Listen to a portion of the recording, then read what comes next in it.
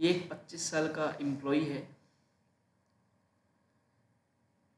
जिसने suicide attempt किया है और ये आईआईटी से केमिकल इंजीनियरिंग के अंदर ग्रेजुएट हो रखा है। तो ये एक केस हाईलाइट हो गया और हमने देखा कि एक बंदे ने सुसाइड कर लिया है और वो because of only work pressure, stress and the corporate culture. Corporates के अंदर क्या हो रहा है अगर हम देखें,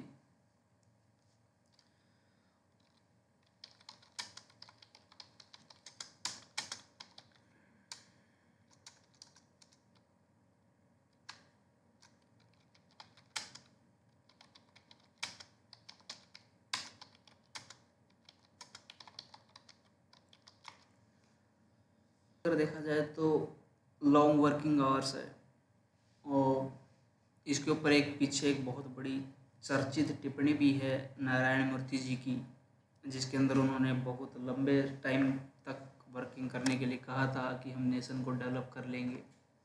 देखिए नेशन जो है ना, नेशन लोगों से मिल कर के बना है। जब तक हमारी लाइफ जो है वो अच्छे से मेंटेन नहीं होगी तो हम चाहे कुछ भी डेवलप कर लें वो किसी काम का नहीं है, कोई उसकी वर्थ नहीं है।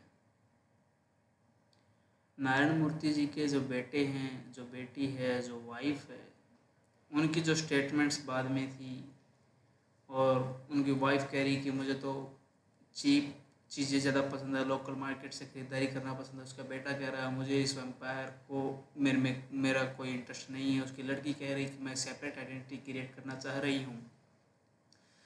तो ये इतना लंबा जो वर्किंग कल्चर जो बना रखा है, ये किस दिशा के अंदर जा रहे हैं? ये तो एक केस हाईलाइट हुआ है, ऐसे सैकड़ों केस हैं, ऐसे सैकड़ों सुसाइड के केस हैं जहाँ पर एम्प्लॉय सुसाइड करते हैं वर्किंग स्ट्रेस की वजह से, टाइमलाइन को पूरा करने की वजह के लिए। जब उनसे नहीं हो पाती है उस चक्कर में वो बहुत सारी रॉन्ग हैबिट्स का शिकार हो जाते हैं। क्या एक एम्प्लॉय की लाइफ नहीं है? क्या एक एम्प्लॉय की लाइफ नहीं है? क्या एक एम्प्लॉय को खुद को जीने का अधिकार नहीं है?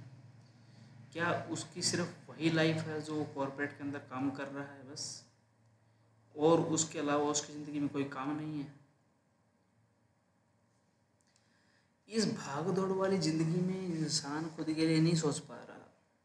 एक आईआईटी आईआईएम किया हुआ बंदा और एम्प्लॉय सेक्टर, कॉर्पोरेट सेक्टर के अंदर जाकर के स्ट्रेस अगर ले रहा है तो क्या है? हम अपने इंफ्रास्ट्रक्चर पे इतना पैसा लगा रहे हैं, कंपनी पे पैसा लगा रहे हैं, हम मैन पावर की जगह एआई को यूज़ कर रहे हैं। तो ये स्ट्रेस जो है ये डाइवर्ट भी तो हो सकता है। ये स्ट्रेस जो है ये बट भी तो सकता है। एम्प्लॉयज़ की संख्या भी तो बढ़ाई जा सकती है, उनको क्लियर गाइडेंस भी तो दी जा सकती है। क्यों हम छोटे छोटे चीज़ों पर भी ज़्यादा पैसा लगा देते हैं कॉरपोरेट्स, और लेकिन एम्प्लॉयज़ के ऊपर अच्छे से इन्वेस्ट नहीं करती है। उनको इतना टॉक्सिसिटी वाला एनवायरनमेंट क्यों दिया जाता है जहाँ पर एक इंसान की कीमत, कॉरपोरेट की कीमत इंसानों से बढ़कर है? कॉरपोरेट का मतलब क्या है? कॉरपोरेट का मतलब एक समूह है जो उस कॉरपोरेट को चला रहा है। उस कॉरपोरेट को चलाने वाला एक समूह है, एक कुछ लोगों का समूह है। लेकिन अगर वो एक कॉरपोरेट की वजह से हज़ारों लोग जो उसके अंदर काम कर रहे हैं उनकी मेंटल हेल्थ ख़राब हो रही है, उनकी सोशल लाइफ डिस्टर्ब हो रही है, डिस्टर्ब क्या ख़त्म हो रही है, उनकी फैमिली लाइफ के लिए उनके पास कोई टाइम नहीं है, उनके पास इतनी खतरनाक डेडलाइंस होती है, इतने बड़े बड़े टारगेट्स उनको दे दिए जाते हैं और फिर उनको बहुत सारे वर्कहोलिक तरीके से उनको लंबे टाइम तक काम करवाया जाता है, ना कोई रेस्ट है, और फिर उनको बताना नहीं चाहिए बहुत बड़े बड़े अलग अलग प्रकार के तरीके अपनाए जाते हैं। एक कॉरपोरेट के अंदर सबसे बड़ा इशू है पॉलिटिक्स खेली जाती है, जहाँ पर किसी एम्प्लॉय को bully किया जाता है, बहुत बुरी तरीके से bully किया जाता है और टारगेट बनाया जाता है। और ये बॉस जो होते हैं, ऐसे जो बॉस हैं वे बॉस कहलाने के लायक नहीं हैं, उनके ऊपर तो केस होना चाहिए ऐसे बॉस के ऊपर जो अपने एम्प्लॉयज़ की लाइफ से खेलते हैं, कि पार्शियलिटी करते हैं और बुली का शिकार होने देते हैं। मेरे हिसाब से मेरी राय ये है कि हर एक कॉरपोरेट के अंदर एक ऐसी संस्था, एक ऐसा डिपार्टमेंट बनाया जाना चाहिए जो इस प्रकार की गतिविधियों को रोकने की कोशिश करे, इस प्रकार की गतिविधियों को रोकने के लिए सहयोग करे। और कॉरपोरेट्स के अंदर गेम्स वगैरह का कुछ एडिशन होना चाहिए ताकि उनके फन भी आए लाइफ के अंदर। लाइफ के अंदर स्ट्रेस ही स्ट्रेस होगा तो आदमी ज़िंदगी जी रहा है कि मशीन की तरीके से काम कर रहा है। मशीन और आदमी में फ़र्क है। और तीसरा पॉइंट जो है लैक ऑफ एम्पैथी, डेडलाइंस वाला वही है, और पर्सनल रेपुटेशन।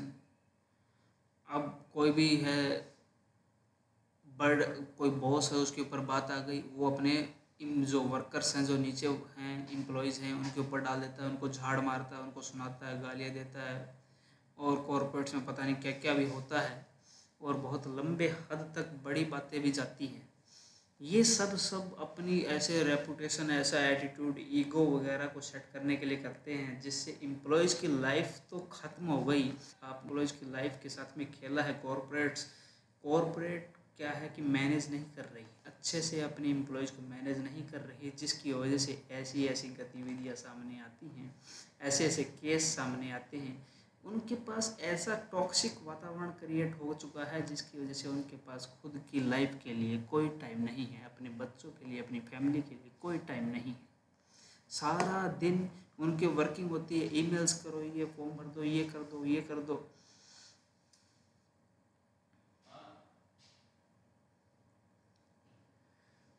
एक पॉइंट जो है ये है जेंडर डिस्क्रिमिनेशन का। ये ज़्यादातर होता है, किसी भी साथ में होता है, लेकिन ज़्यादातर फीमेल्स के साथ में होता है कि उनको कॉर्नर किया जाता है।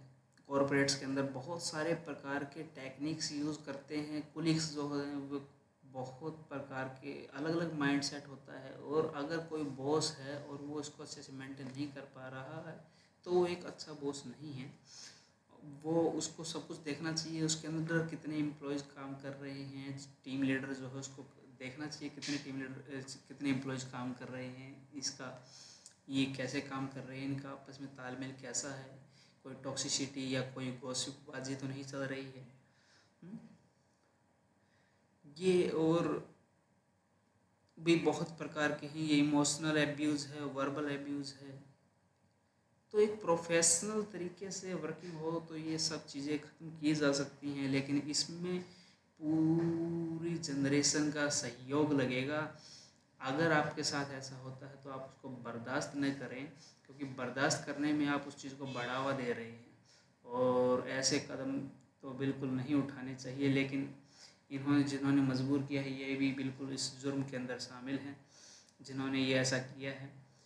तो कुछ ऐसी चीज़ें थी जो मैंने बताई हैं आपको, ये उदाहरण हैं, ऐसे ऐसे रीज़न हैं जिनकी वजह से टॉक्सिसिटी बनती है, और जिनकी वजह से लाइफ बैलेंस इम्बैलेंस हो जाती है, और स्ट्रेस बनता है, और डेडलाइंस को पूरा करने की वजह से उनको बहुत बड़ी बड़ी परेशानियों से भी गुजरना पड़ता है।